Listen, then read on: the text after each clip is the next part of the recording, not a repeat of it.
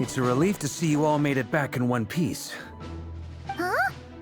Feels like there's quite a few people missing. Where's Flint's and the others? And what about Nefer?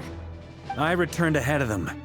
Flint is helping Aino and Anefa to set up the decoys and buy us some time. As for Miss Nefer... Boss is still wrapping things up on her end. She sent us back to fill you all in on the top secret intel we've been gathering. I see. Then let's get right into it. But first, who do we have here? You brought someone else in to help? Greetings. I was invited here to help as a longtime Tea Party companion of Columbina's. You may call me Arlecchino. Surely it can't be. Those eyes. Oh, where have I seen them before? Wait, of course. In those memories we just saw. The only Arlecchino I know is the fourth of the Fatui Harbingers. So either you share a pretty uncommon name, or you're more than just a Tea Party buddy. You are well informed, Grandmaster. A man from Mondstadt living all the way out here in Krai, and yet the people and affairs of Snezhnaya seem to hold a special place in your heart. Oh, the feeling's mutual. Sounds like you know all about who I am, too. A Fatui Harbinger. The atmosphere in here just got really tense. Guess we can't just start trusting Fatui Harbingers, even at a time like this. I must admit, though, I'm a little curious. Seeing as the Moon Goddess no longer belongs to the Fatui, what makes you so willing to put your neck on the line here? Nor does Krai belong to Mondstadt, Mr. Varka. Yet still, you're fighting for it all the same. Things don't always have to have a tangible payoff. Sometimes, stopping things from spiraling out of control is a higher priority than chasing the spoils of victory. Of course, I can't say there's nothing in it for me at all. But that's between Columbina and myself. Forgive me. I don't mean to doubt you. It's just that the Fatui really have been the source of many of our troubles. We have our own way of doing things here in Krai. But ever since they arrived, the Fatui have treated us with nothing but hostility. I know there's been a lot of bad blood between us in the past. I've done my utmost to avoid friction whenever I could. But sometimes fundamental conflicts of interest simply can't be settled amicably. That's why I'm here solely in a personal capacity. This has nothing to do with the Fatui. As a gesture of good faith, I'll be frank. I can help Columbina track down the iridescent moon's marrow, which will help her restore more of her power. Anyway, what else is on the agenda? Let's begin. She says she'll be frank, then completely skips over the details. Looks like she doesn't want to give away too many secrets after all. But she clearly wants to change the subject. It'd be awkward if I tried to bring it up again now. I guess we'll just have to go along with it. She's the fourth of the Fatui Harbingers after all. One look and you can tell she's not someone you'd want to mess with.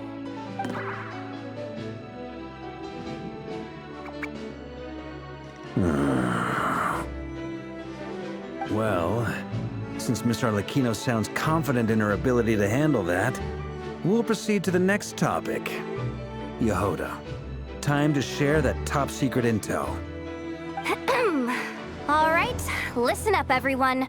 First, we now know that Rerir was originally a Conrian secret agent whose primary mission was to hunt down and assassinate the so-called Dregs of the Crimson Moon. The Dregs of the Crimson Moon? Mm-hmm.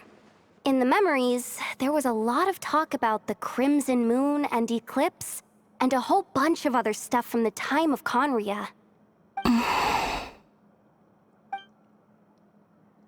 To my knowledge, those were the names of two different Conrian dynasties. Long, long ago, it is said that the people of Conria worshipped the Crimson Moon, drawing a mysterious power from its reflection. But one day, A coup saw the Crimson Moon eclipsed, hence the name of the new dynasty that replaced it, and how it became the new emblem of Conria. Still, long after the Crimson Moon dynasty had fallen, the last ruler of the Eclipse dynasty, the Vinster King, still coveted the secrets it left behind. So, he sent the Rehir of Solnari to secretly hunt down the Crimson Moon's few remaining followers. In those days, Rerir showed no signs of madness. In fact, he was as normal as any other person. Oh, and he had a fiancé, or at least a would-be fiancé, called Tholindis. What's the matter?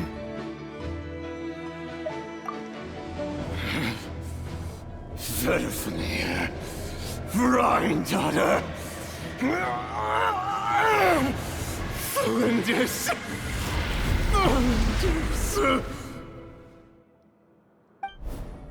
Interesting. Anything else? What about this would-be fiancé of his? Do we know anything about her?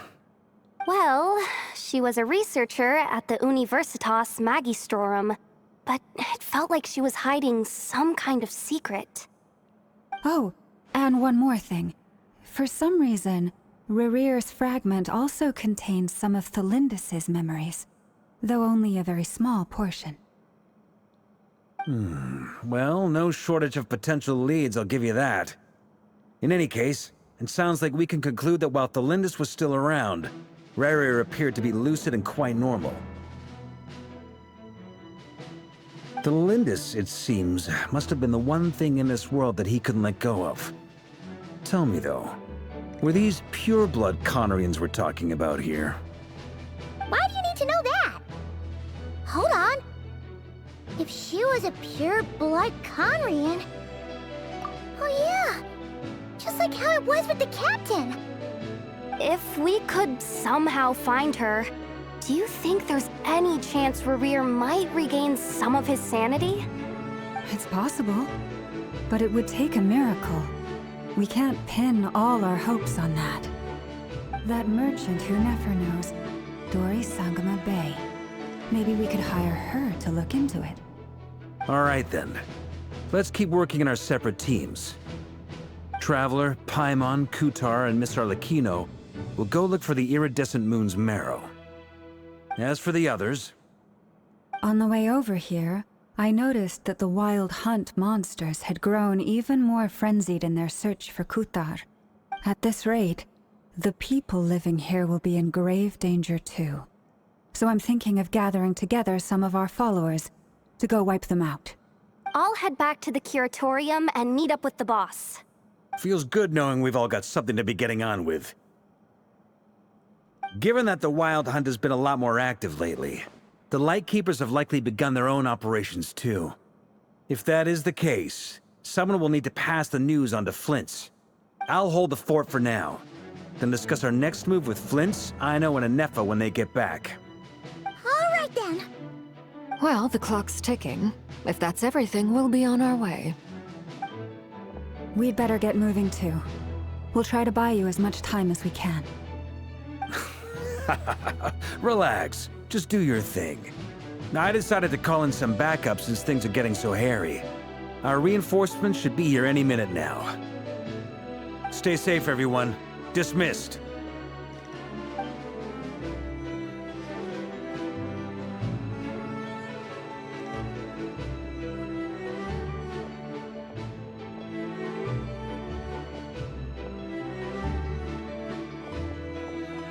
We're back. Did we get here a little early? Or a little late? A tad late. The others have already set off. To summarize, our resident moon goddess has found us a new ally, and Boss Nefer has uncovered some promising info. Everything going smoothly on your end? Not great. I don't know how long we can stall them for. The decoys are getting taken out way faster than we imagined. I'm gonna make some more later, but I need a timeout first. I'm so tired right now. Oh, right! Anefa, could you fill in Uncle Varka on what we just discussed with Flint's? Sure. Uncle Varka, You previously told us about how when you went to investigate a source of the Wild Hunt in Amsvartnir, you discovered that it was just a diversion. But according to Flint's intel, several outbreaks of the Wild Hunt had already occurred in Krai in the period leading up to that. That was before Rerir had regained his body, when he was far from regaining his full strength. In other words, in theory at least, he still lacked the means to act in two places at once. Flint's, with everything that's been happening, the Lightkeepers across Krai are rallying to fight back against the Wild Hunt. They're gonna need your help. I know, I'm sure you're capable of coming up with something far more effective than decoys. But for now, you should stay here and get some rest. And Effa and I will head back over to Amsvartnir to see if there's anything I missed. I told you Uncle Barker would say that, didn't I? A deal's a deal. Not a word about my snack intake for the next week. Database updated.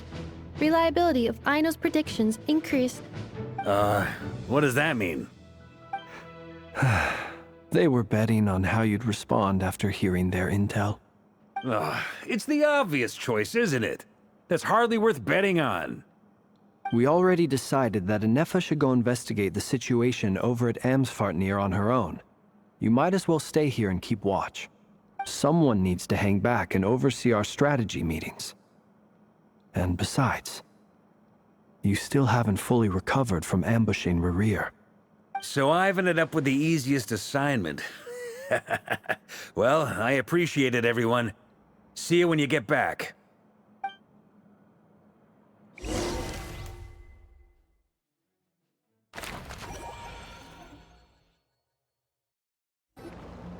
Here, this will serve as a good spot to cross over.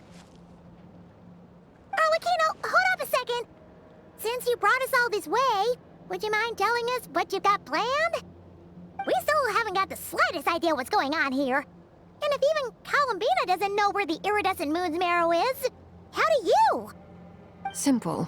Because I am an inheritor of the royal bloodline of the Crimson Moon, and one of the last surviving embers of the Two Worlds' flames. Huh? Are you serious? As in, you're a descendant of that Crimson Moon dynasty we were just talking about? The one from ancient Conria? Your surprise is understandable. I was also taken aback when I first learned of it. But the more I thought about it, the more I realized the signs had been there all along. When I was young, I discovered I could wield a very special kind of fire. It coursed like blood through my veins and smoldered away inside my nerves. What's more, whenever I experienced strong bursts of emotion or drew too deeply on this power, it was like some kind of presence within the fire would begin to gnaw away at me, consuming me from the inside out. Exactly. That is why my hands are like this, too. At first, I saw it only as a curse, but once I became a harbinger, the jester apprised me of the truth. Together with my own investigations over the past few years, there are several things that I have gradually come to understand. For instance, take the so-called Crimson Moon. In truth, it is nothing more than the shattered remnants of the iridescent moon, fused with the abyss to prolong its lifespan. Since this blood flame was bestowed upon me by the Crimson Moon, it is a fusion of the iridescent moon's former power and the corruption of the abyss. You all understand the nature of the abyss well enough. I draw upon its power, and in return, it hungers for my soul. This strange blackness is the mark of corruption it has left behind. If I recall correctly, you once told me that if the corruption ever made it to your heart, you'd become a completely different person. Yes, and that's the reason I'm always careful not to push my power too far. It's essentially a never-ending tug-of-war. Oh, sounds intense. Anyway, the rest of my story can wait. Is there anything else about the Crimson Moon or the Iridescent Moon that you're unclear about? Paimon has a question. So, the Crimson Moon that the Karians used to worship was actually the Iridescent Moon, right? Which was one of the three Moon Sisters. Does that mean that the Conrians were to the Crimson Moon as the Frost Moon Scions are to the Frost Moon? So much of that history has been lost. We have no way of knowing exactly what they were like. But I would suspect that the Conrians weren't as devout in their moon worship as it might appear. The iridescent moon's remains simply served as their link to the Abyss.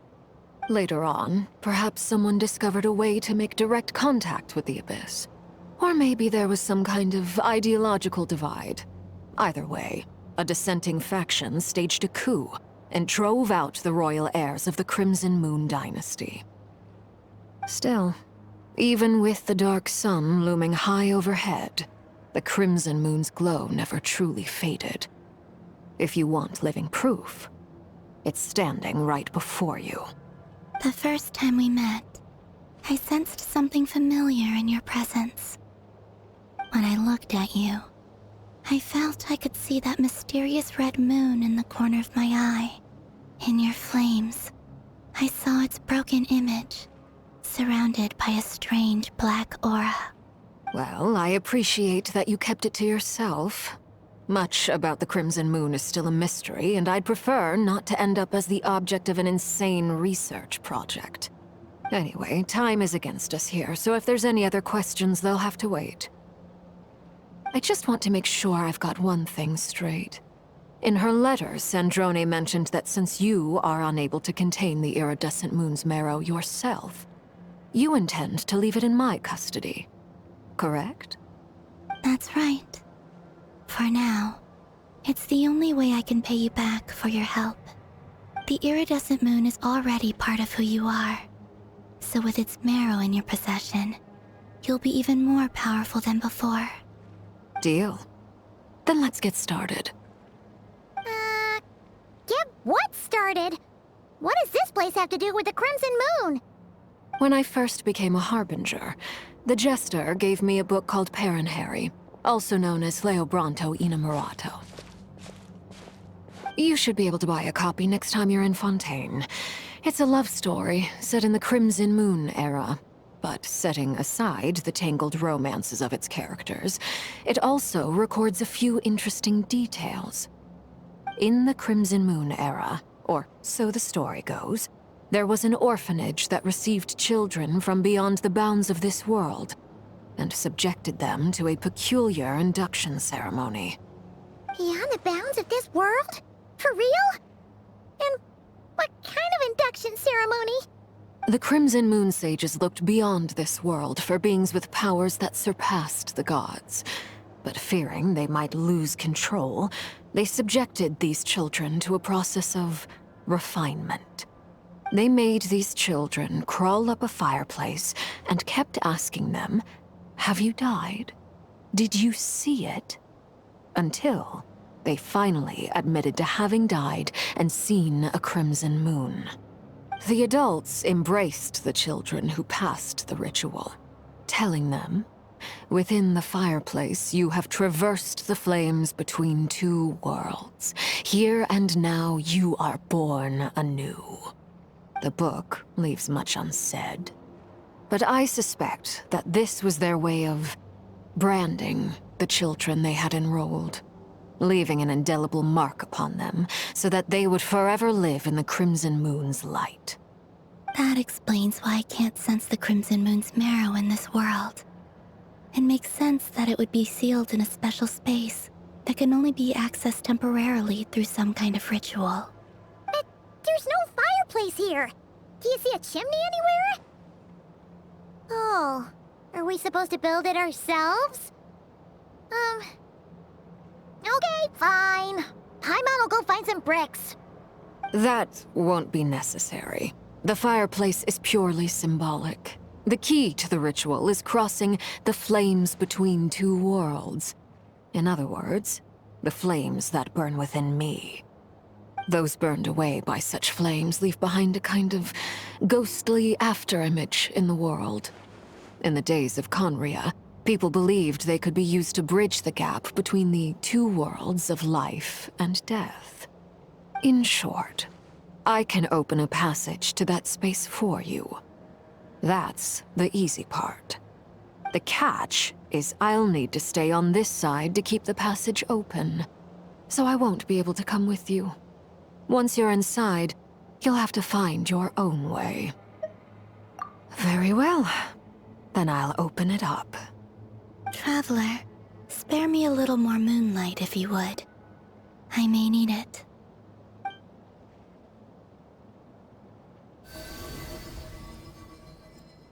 Thank you. I feel like I've recovered some of my strength now. It should be enough to move us across short distances and confront whatever dangers might await.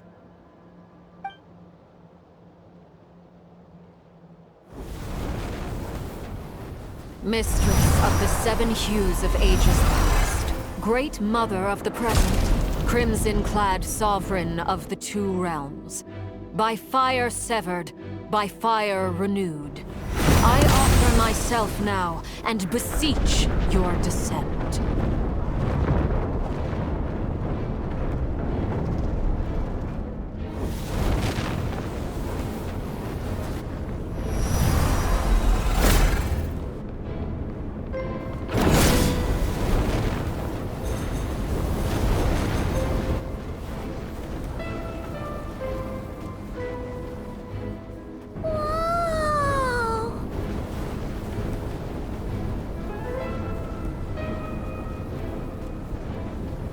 One word of advice. As you're crossing over, no matter what voices you hear, do not answer. Got it! I sense a sinister gloom inside, but also the familiar light of the moon. I feel that I am about to meet an old friend who has changed beyond all recognition. All right, let's go.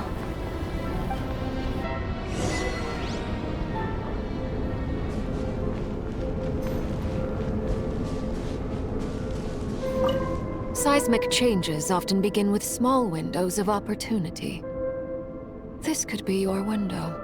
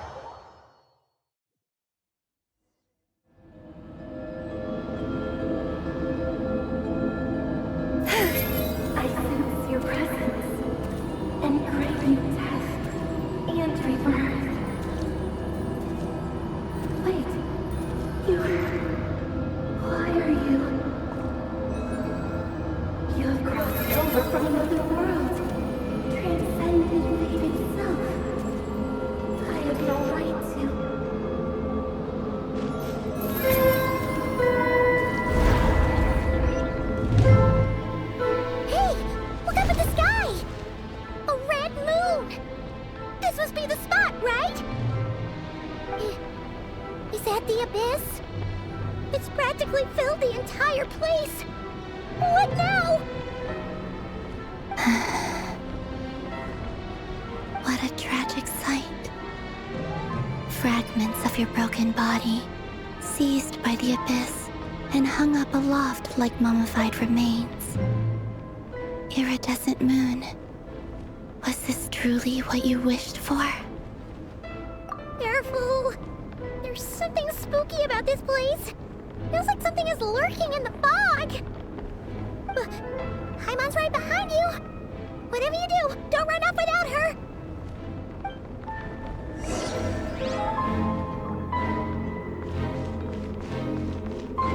By the way, Kalambina, didn't you tell us that the iridescent moon had shattered into pieces? The moon up there looks pretty cold, Paimon. How is that possible?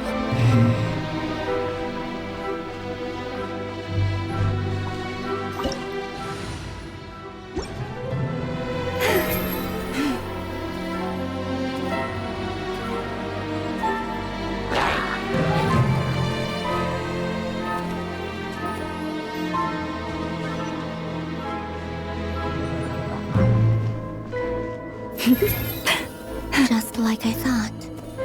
It was only a facade.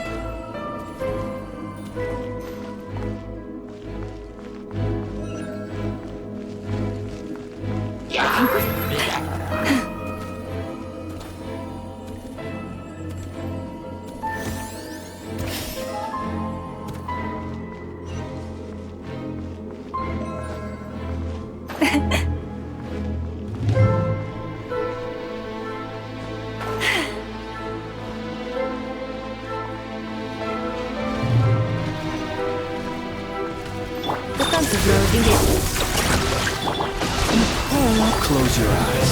To dust. Observe.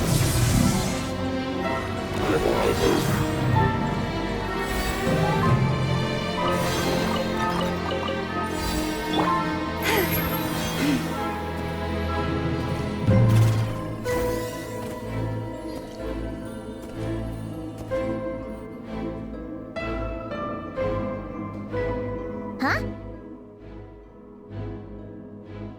Huh? For real? That's way too high! There's no way we'll be able to reach it! No. I'm not sensing anything up there. It's coming from under the mountain. Let's see... Ah! There's some kind of weird shadow over the water! Wait, see that? Looks like a mechanism of some sort! Let's check it out!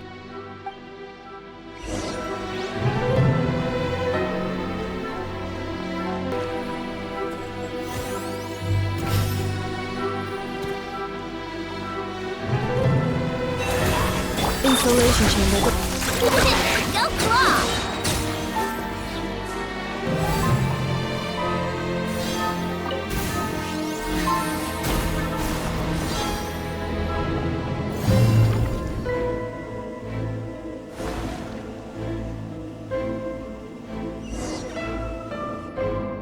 Hey, look at that!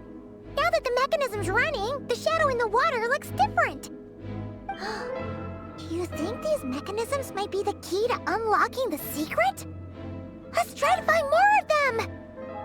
Thalindis, we'll leave the rest of the research in your hands. We'll be heading back now. I hope this isn't ruining date night. Ugh. Mind your own business. Just leave me some snacks on the table. Thalindis? Is that Rear's girlfriend?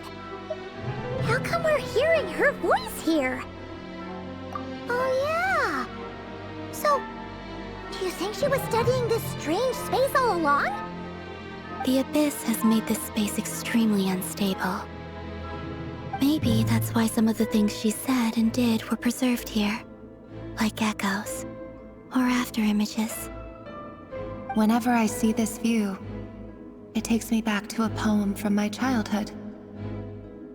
Waning moon, oh lifeless damsel, weeping on the mountain crest.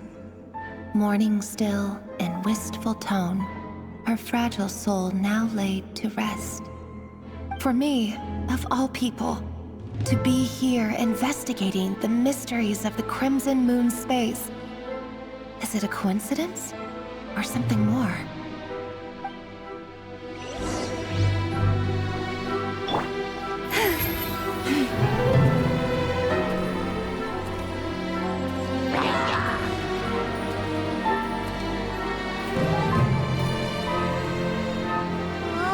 Looks like the Abyss has messed up this mechanism. We need to find a way to get it working again. Let's see if there are any other devices nearby.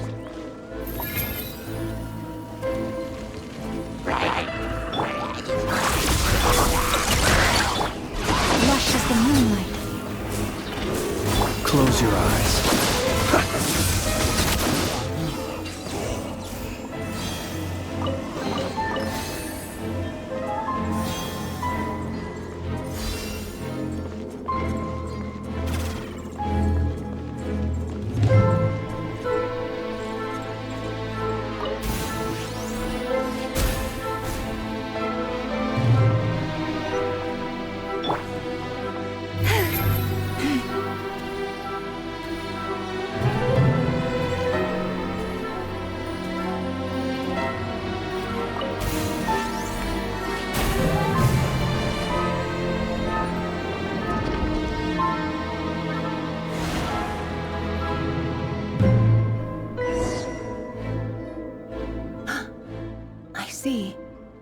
the moon marrow, or rather the power of the 3 moons, is the key to unlocking...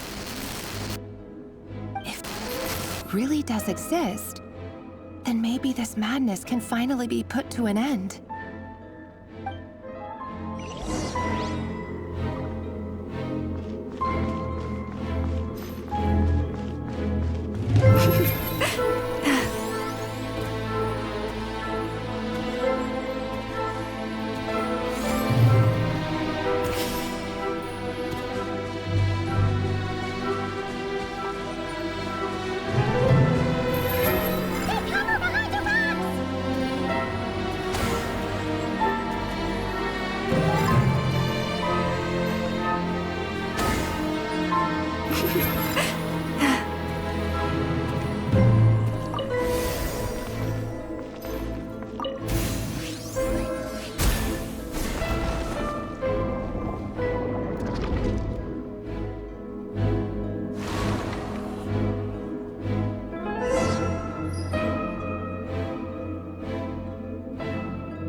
With the Abyss inhibitors in place, I should be able to access the chamber with the moon marrow. Oh, Revier, with every step you take, you're drifting further from what you truly desire. But you're not the root of the problem. Ever since that outsider set foot in Conria, the Vinster King has sunken deeper into madness. If only I could get my hands on that outsider.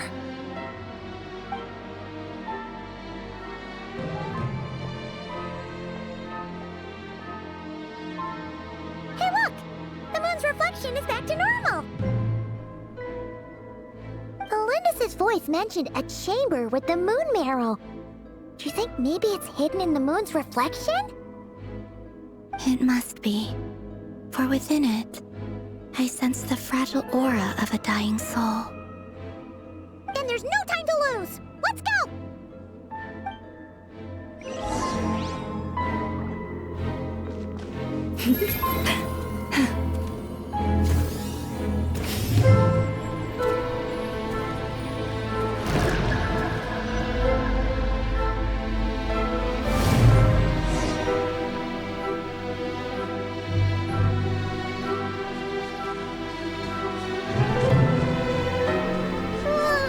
These things are so creepy!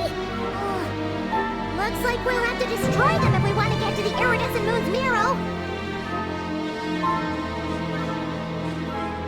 Cleanup sequence initiated.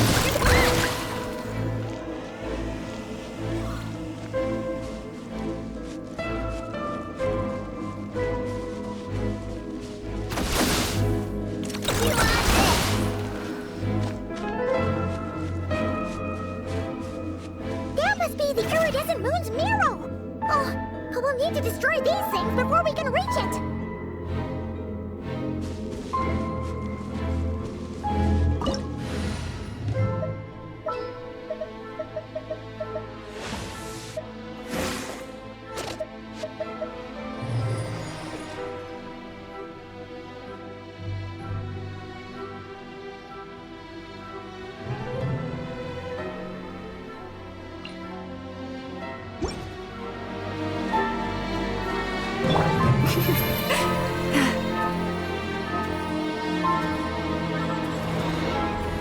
Installation chamber. Thrust and rebound! Receive my blessing for the everlasting. Observe. Be silent.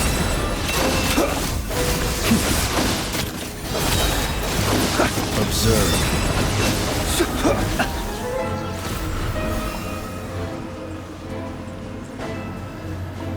Cleanup sequence initiated.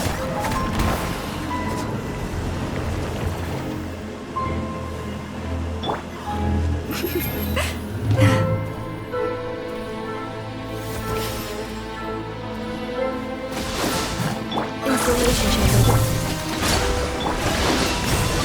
Be silent. Close your eyes.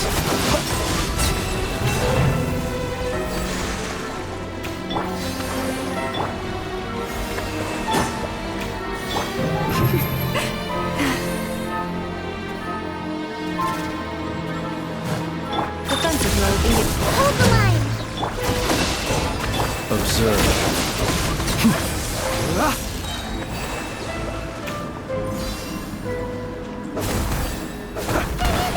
We're so close!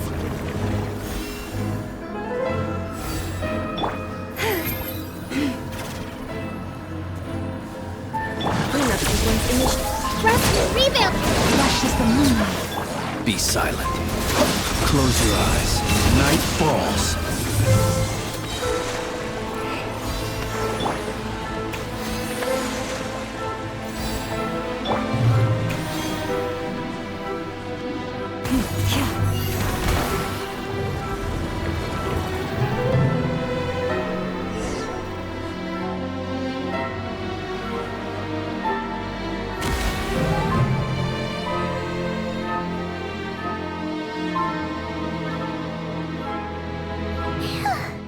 We finally did it! The iridescent moon's marrow, still burning away like an undying flame, yet now contaminated by the abyss. It has taken on a new form entirely. If we can purify the abyssal power within, we should be able to obtain its untainted essence.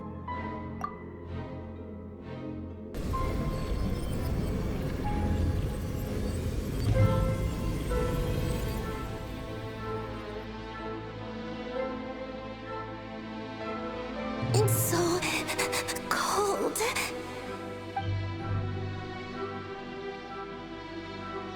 Is it you? Are you here? Huh? Are you talking to us? At long last, I can see you once more. Our fates have crossed, and I am finally free. I'm sorry I lied to you.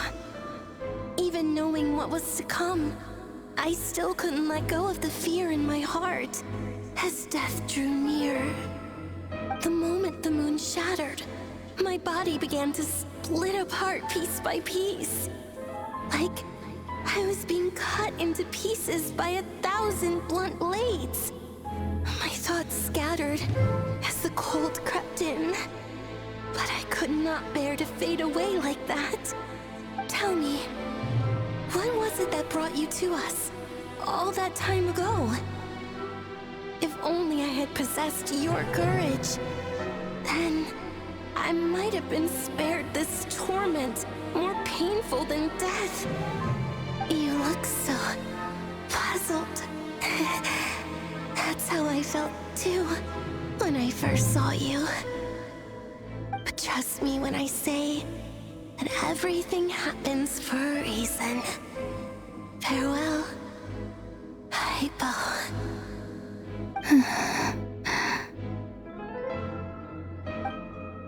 What was that all about? Was that the goddess of the iridescent moon? Oh, it sounded like she was speaking to a long-lost friend. But none of us have ever met her before, right? Perhaps she took me for the goddess of the frost moon she once knew. For a fading soul like hers, our auras must be too similar to tell apart. But anyway, we've got the iridescent moon's marrow now. That should help you regain your strength, right? Alright, time to leave this place and meet back up with Arlecchino. Let's go!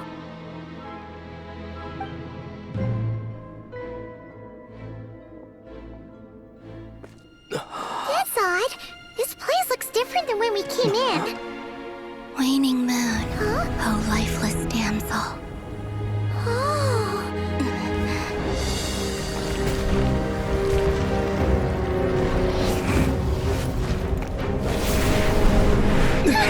Hurry! The place is collapsing! It wants to trap us here. Who's it? The abyss? Now we've taken the moon marrow. All that's left here is a dark will. It will show us no mercy. Give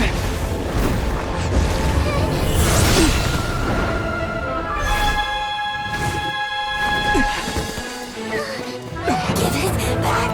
The crimson moons! My marrow! My heart!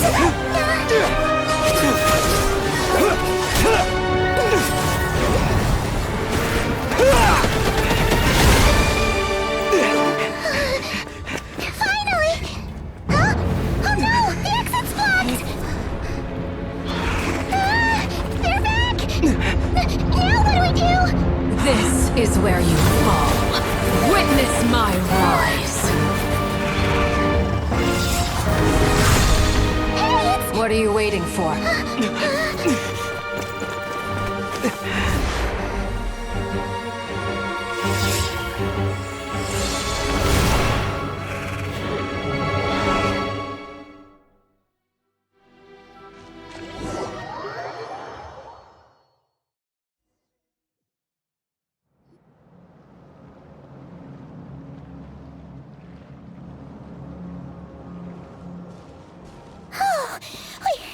We made it!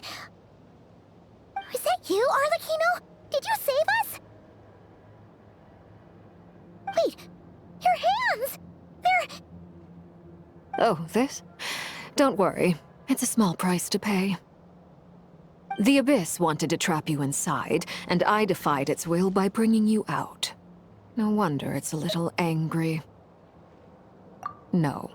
I have paid the price, albeit a small one, and it cannot be undone. My hands have already fused with the Abyss.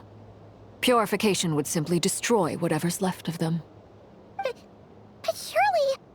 Oh, we're so sorry, Arlecchino. Paimon can't believe you'd make a sacrifice like this for us.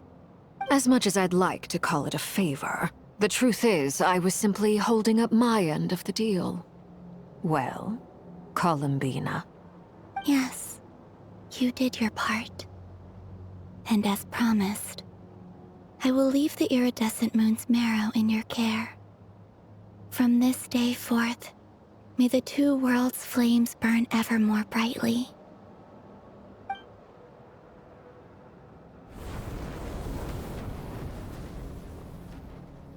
I'll take that as a blessing. Now, Columbina, give me your hand.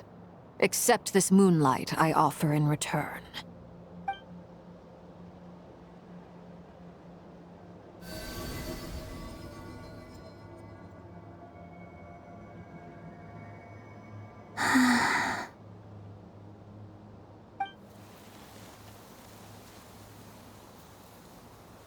Feeling stronger? Hey,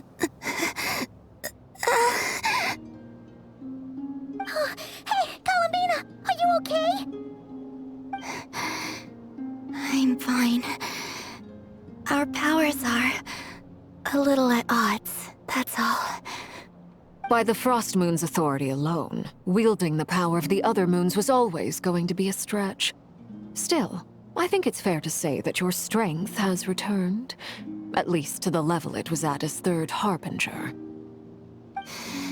It's still not enough. There's no way I can hope to challenge Rayrier like this.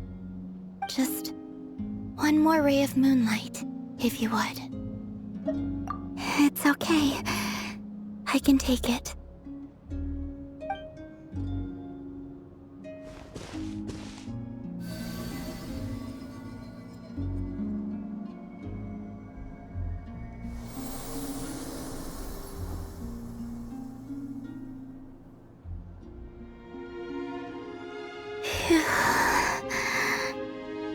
How about now? Fighting fit? At the very least, I won't have to stay hidden like before. I want to see him gone from Not Krai. The Ray here of Solnari and his wild hunt must be sent back where they belong. Well, it's good to have something to aim for. You certainly seem more alive now than you did earlier. When I first met you, you didn't strike me as a ray of moonlight.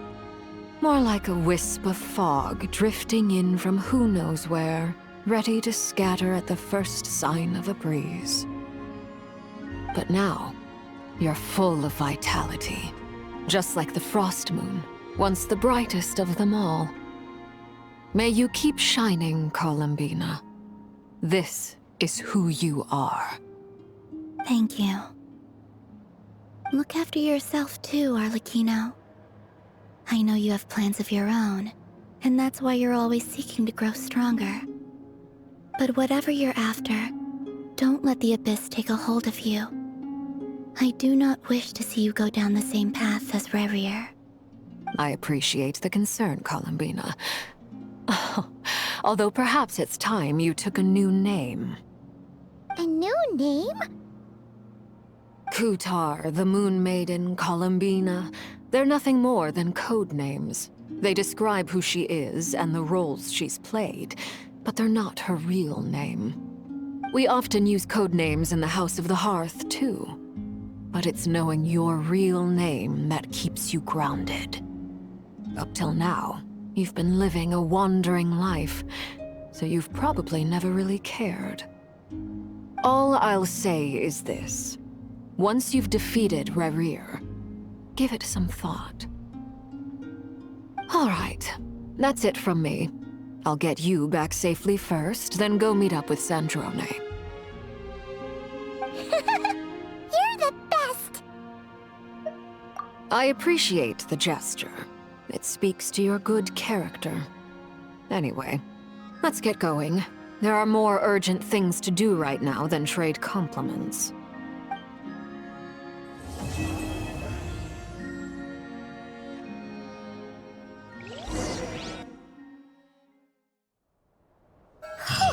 It was a close call, but we got the iridescent moon's marrow and restored Columbina's strength, and that's all that matters. In other words, mission accomplished. Paimon wonders how everyone else is doing.